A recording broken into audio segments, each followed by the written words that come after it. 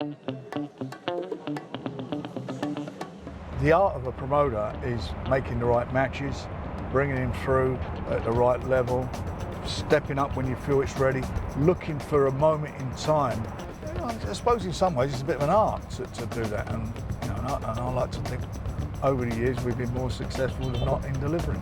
He had a big break at that time. I got shot, so I was out of action for a little while, and he got his foot in the door. I knew he was a rival of my dad's. You know, boxing is not the most pleasant business in the world, but it's so addictive. You can't help but get frustrated.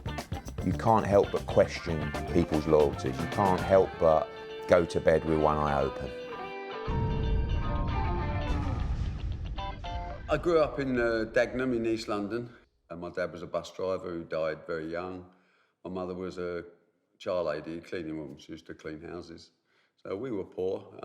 It's a good start. It makes a great story, doesn't it? But I was always happy. And the drive was to get out of poverty.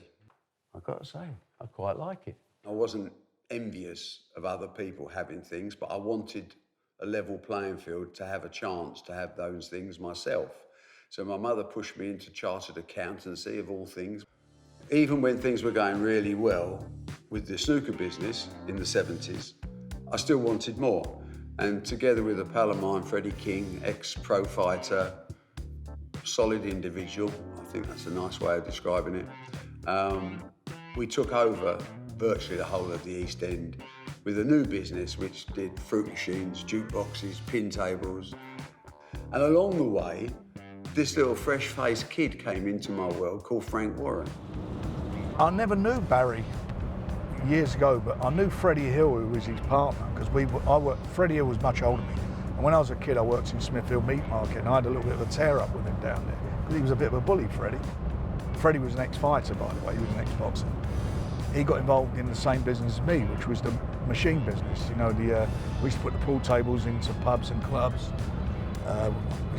We used to, back then, you know, we used to do cigarette machines, bandits and all that stuff. And they were doing it as well. His partner was his accountant, which was Barry.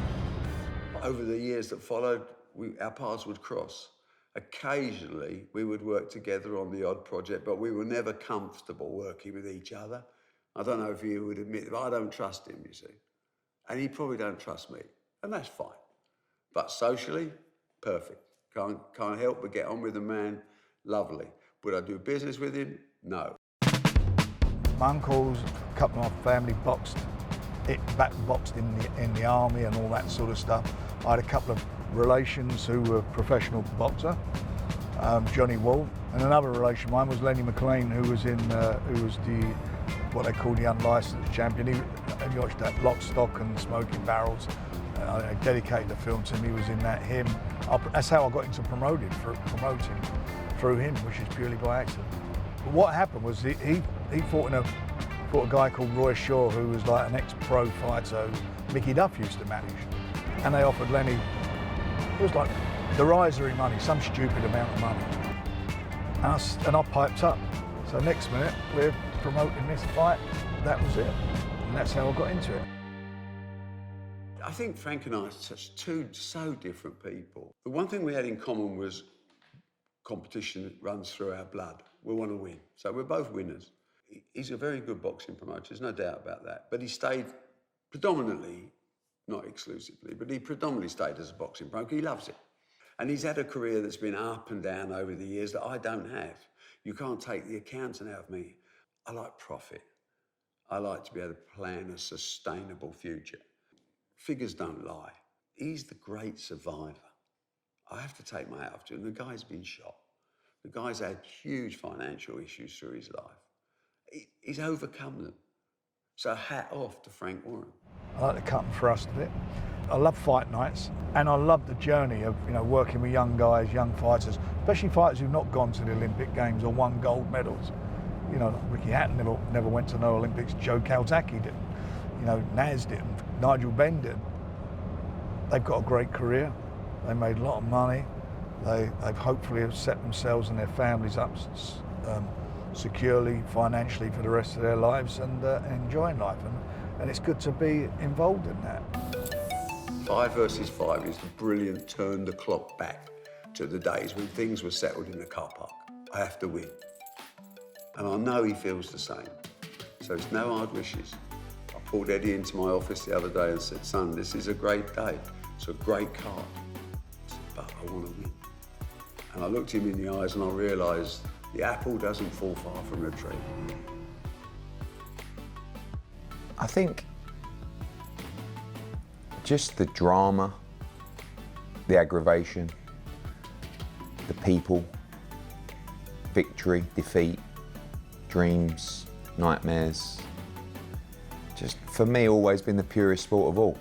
And I think it's good that this has happened, that we are working, you know, together, although it's against each other, but on other shows we're working together. But we're still working together on a show, albeit we want our guys to knock the shit out of their guys. I thought the other day about if we lose and then going to the airport the next day, because everybody gets on the same flight, and just having to kind of pretend it doesn't hurt, you know? And then I thought about winning, and I thought about jumping up and down and going into everybody's change room after, and I thought about the team together, you know, because this is quite a unique concept. It's going to be something that you've never seen before. You're going to see me and Frank completely lose our minds at ringside during this fight, and that's what I live and breathe for. So this concept has just invigorated me. It's been a thing going on for it's nearly 5 decades. Yeah, it's a long time, isn't it? These are all head-to-heads, proper bang-ups, proper fights. The clock takes you back. From the first time I met him, weren't sure. But nevertheless, he's there. He's a valid opponent. It's a 50-50 fight. When we win this, I'm down at Brentwood, I'm gonna have that megaphone, I'm gonna be driving up and down the high street, singing We Are the Champions. Frankie boy, I hope you're well. You and your family, God bless. Feels a bit like the old days, son, doesn't it? At the end of the day, we'll shake hands. But one of us is gonna feel a lot happier than the other. See you later, Bob.